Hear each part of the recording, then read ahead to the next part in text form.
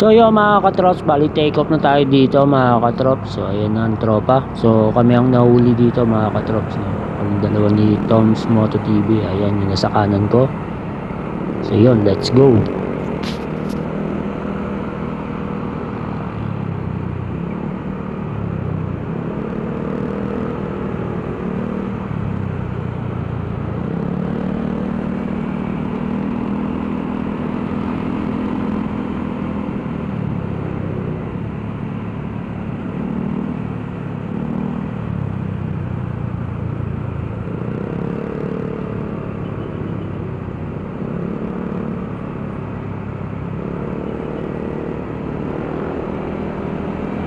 So ang dami na ito mga katrot, no? Nasa 184 ang lahat ng sumama.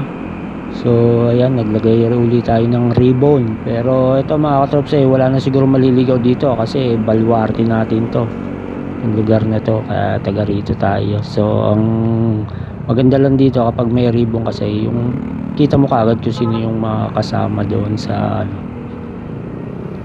gang club. So madali mo siyang matutukoy, no, kung sino yung kasama o hindi.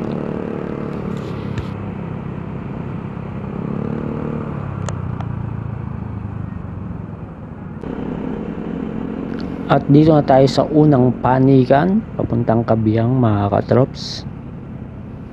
Medyo babagal na tayo dito kasi maliit na ang daan dito mga katrops, no? Yan, medyo nakakabala na nga tayo sa ibang motorista dito.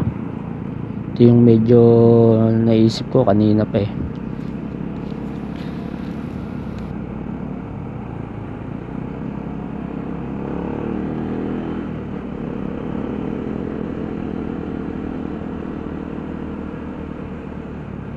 Yan, nag-single lane na kami dito mga katrop kasi nga 2-way lang to, maliit ang daan.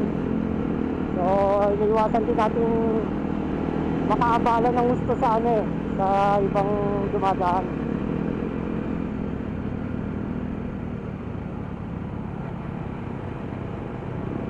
Kaya kasi medyo dito kasi nga maliit yung daan sa Kabiang.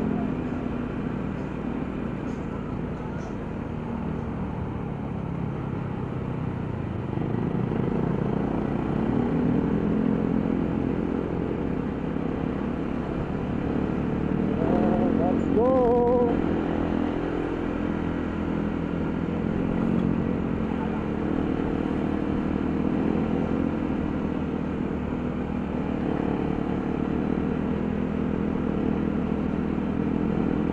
Innova, mahirapan to Innova ma-overtake.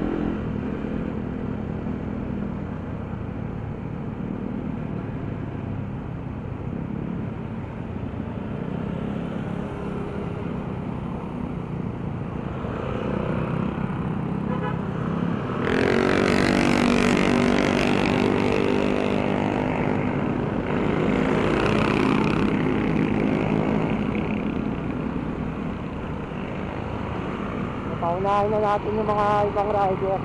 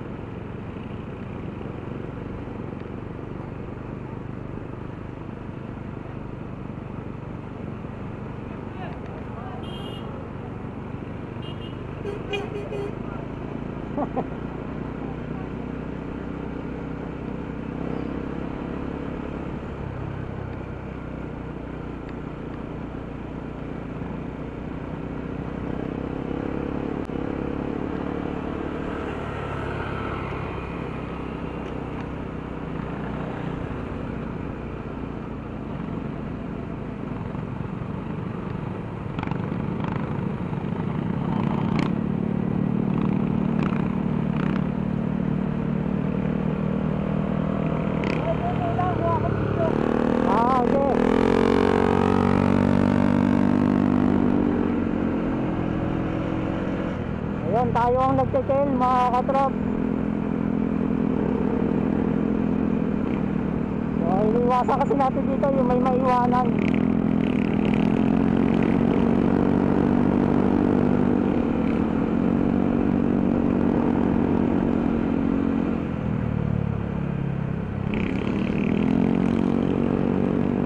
Ayun, sana walang magkaroon ng aberya dito sa amin mga katrops, no. At yun, lagi nyo sanang tatandaan pag kayo isasama sa mga rides, mga layo at malapit man yan, double check nyo yung motor nyo para hindi kayo magka-aberya sa daan. So sabihin man natin na marami kayong kasama, may tutulong, pero mas maganda pa rin yung walang aberya. At least hindi hassle sa biyahe, tuloy-tuloy yung biyahe nyo. Lalo't medyo magiging mahirap yung problema. Okay lang sana kung talagang may mekaniko, no? May mekaniko yung kasama na medyo magaling-galing talaga. So yun. Pero syempre the best pa rin talaga yung double check sa motor para safe yung biyahe. Nandito na tayo sa Kabiang mga katrops. Yan. So parada lang tayo sa gilid na gilid. So buti na lang walang gaano nangangamote dito sa Kabiang mga katrops, na hindi tulad ng Marilaki. So marami rin naman namimitik dito, no. Sa Marilaki kasi sobra, talagang binahaya na ng mga kamote yun eh. Kaya medyo nakakatakot pumunta doon. So yun mga katrops, hanggang dito na lang. Bye bye.